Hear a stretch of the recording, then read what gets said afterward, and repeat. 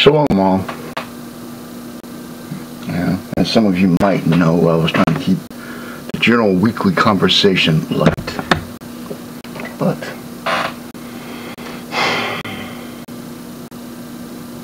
sometimes it don't happen.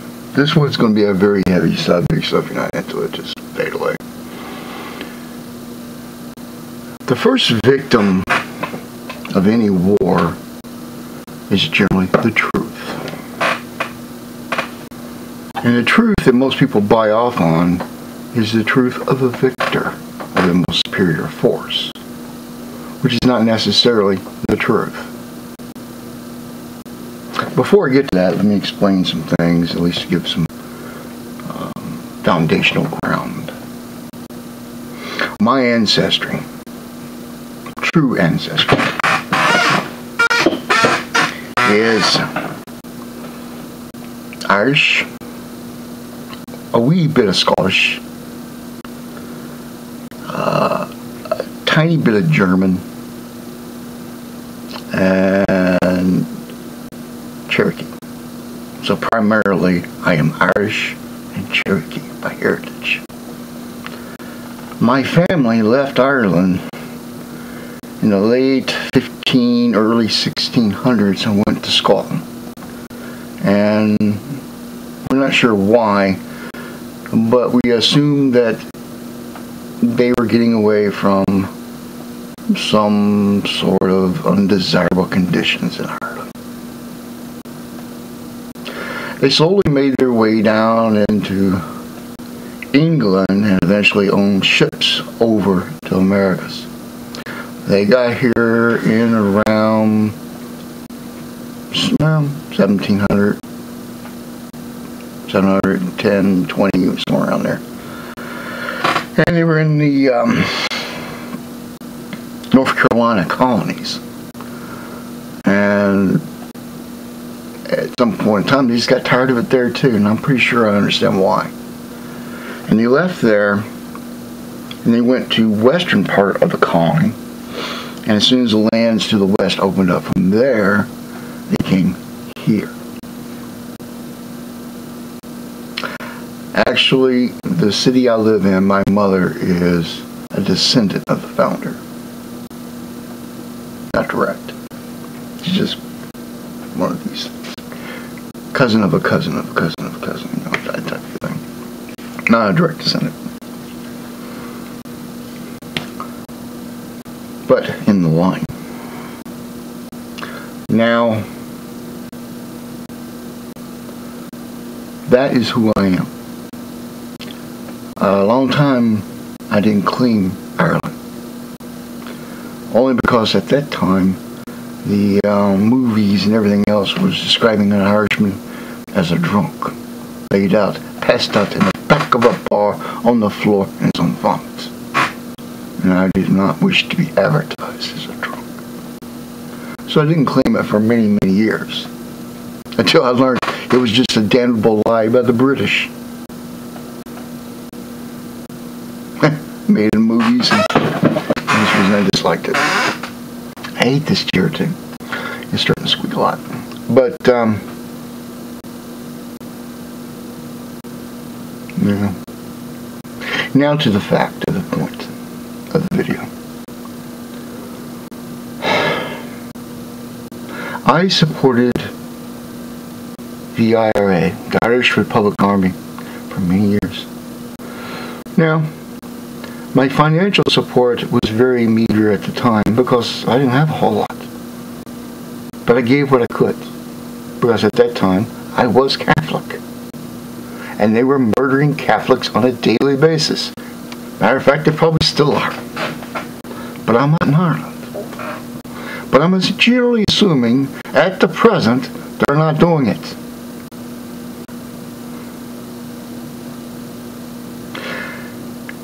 A lot of people, loyalists, especially those from the UFF, were very, very damnable people they were. They would just go out and murder anybody that they could find, and the only reason they need is they're Catholic.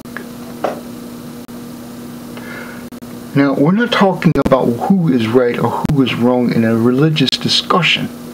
We're talking murder. Is it right to go out and murder somebody because you don't see eye to eye? I know one person, I don't agree with him a lot all the time either, but somebody had his site shut down just because they disagreed.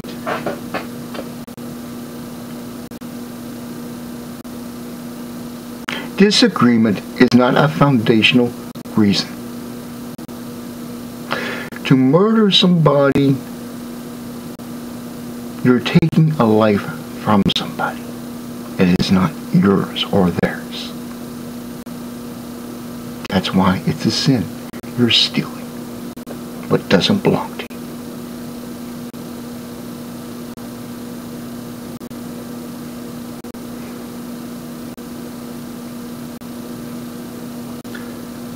A lot of things happen. But this damnable man I speak of, let's see, I got it written right here in front of me. This is in a sidebar discussion on something very private. This damnable man killed 30 people by himself. His name was Johnny Adair. Now, Johnny went out and killed two 16-year-old boys. Why? They're Catholic. No other reason. Just Catholic. Then he went and killed a 7-year-old woman at some point. Why? She was Catholic. And then he held a pregnant woman and bludgeoned her to death with a knife. Oh, it shows how evil Catholics are there. Any excuse to murder is just an excuse. It's not war. It's an excuse. War is fought by uniformed versus uniformed. They're armed. They're on equal footing as you. Having an advantage over somebody else and killing them is just murder. And that's all the UFF ever did was murder.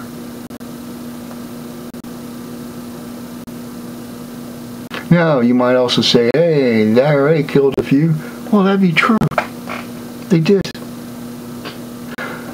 The IRA blew up, if I remember right, and I want to say it was either in the 70s or early 80s. They blew up 9 train stations in England. I don't remember where. Of all 9 stations where the bombs were placed to disable the station to cause disruption, a warning was given 15 minutes prior to the detonation of said bombs. They ignored the whole thing. Luckily, only one person died out of all those stations.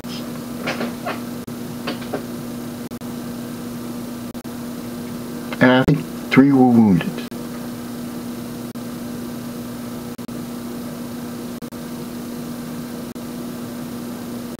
It's a whole lot different than taking and holding somebody like this other chap did. Went out, got a man, no reason at all, just Catholic, held him to the ground away from the public. 4 men held him down while the other one killed him. What reason? No reason. Catholic. That's all I need. Catholic.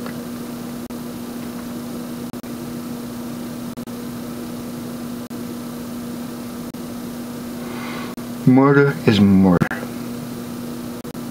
If you're doing something just for the hate sake of killing, then you're murdering.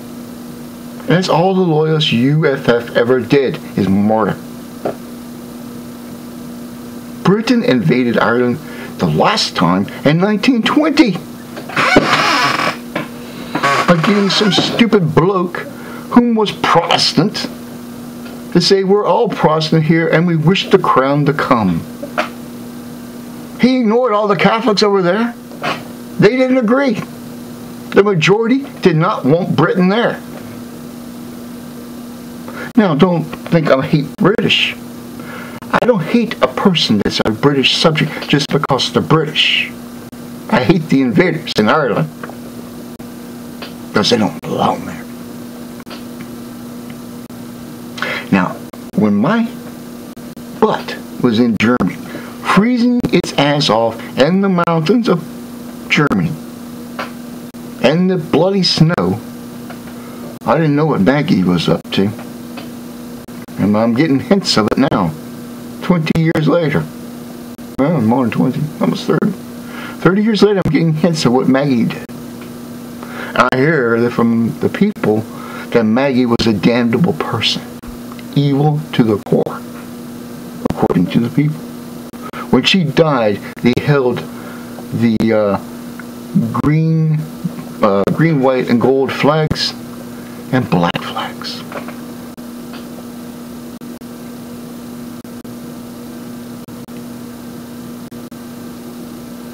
They didn't like her, and they had the reason.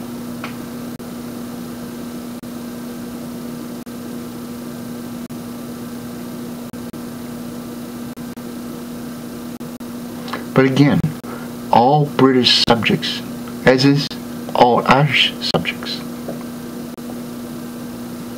are not necessarily evil. It is the government in itself that sponsors the evilness that it perpetrates. The Tories have been doing this for several hundreds of years. They did it in the U.S. They did it in India. They did it everywhere they bloody went. The same thing. Britain has problems with the Muslim population there, but they're not as big of a threat as the Irish.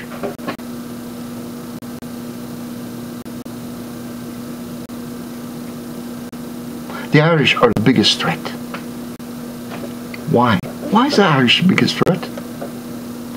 It's an old memory. When Wallace from Scotland stood up against the British and said, no, you're not. I don't remember the bloody king's name, I used to know. Who stood with Wallace? Ireland. Part of his force were Irish. Not all, part of it. They remember.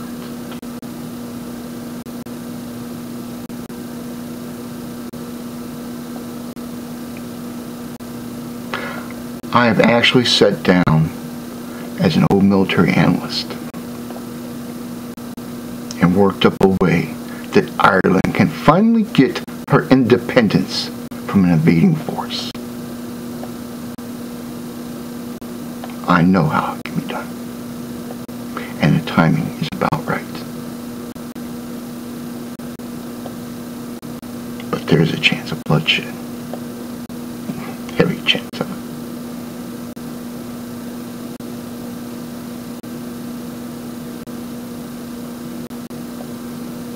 But both Europe and the U.S. and everywhere else in the Western world is about to explode into war. No need to add to an already troubled pot.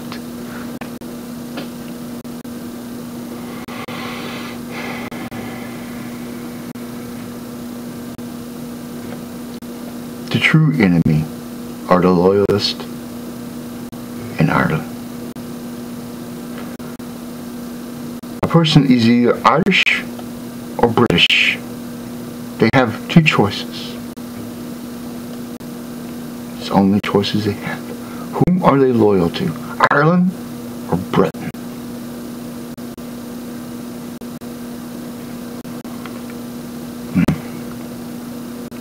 Take care. Sorry for the rant. Chucky Allah.